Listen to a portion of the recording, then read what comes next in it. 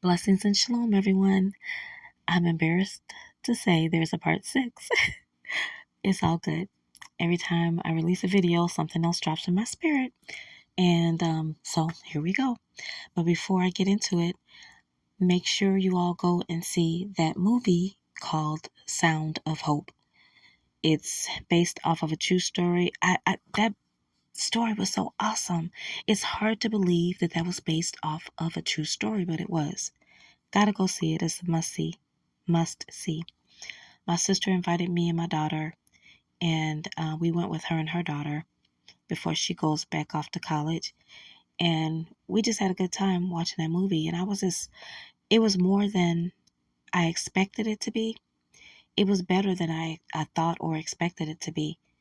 It was a challenge, and it made me cry. If you're a crybaby like me, I cried. I tried to fight back, hold back the tears, but I couldn't. So I realized as I'm looking over at everybody else, I'm the only one really crying. So it just made me very emotional, but it is an excellent movie. Go see it. Okay, so enough of that.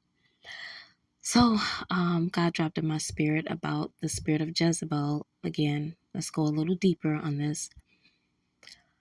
So sometimes in marriages, in real life marriages, there's a power struggle, and someone needs to wear the pants, but both people can't wear the pants because only one person was designated to wear the pants in the household, and that's the head of the household. But in a lot of households, you see the women wearing the pants because sometimes the man is not working and the woman is going out, bringing home the bacon. And so they may feel like they have a right, whether they're a believer or not, they may feel like they have a right to rule the household, control the household, or they just brought that spirit into the marriage altogether. Amen. And that can create a big problem in marriage. And so it can create a serious problem because it can affect the relationship. It can affect how things run in the household. It can affect the finances and how that's run. It can affect a whole lot of things. Like, I'm wearing the pants and I'm going to do this and we're going to do it like that.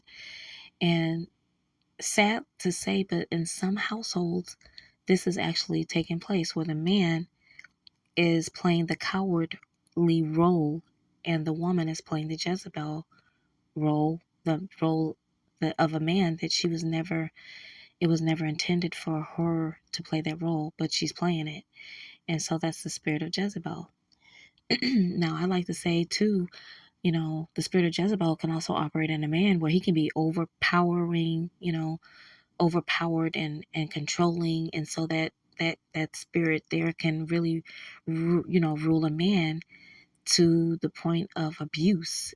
You know what I mean? Like, you're going to do this and you're going to do that. And you know what I mean? Just like in an abusive, abuse when you see it. Everybody's seen abuse and you know what I'm talking about. But,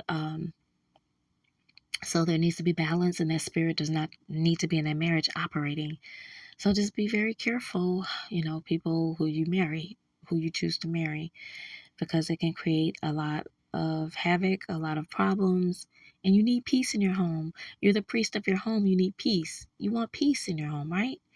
You want peace. When you lay your head down on the pillow, you don't want to have to worry about one eye being open and one eye being closed. You don't want to have to deal with that, right? You don't want to sit there and have to worry about, am I going to wake up the next day with one arm and... Okay, we get the picture, right?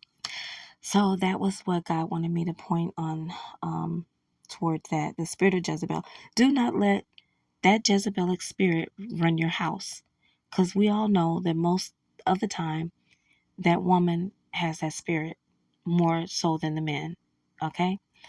Don't let that spirit run your house because you're going to have problems.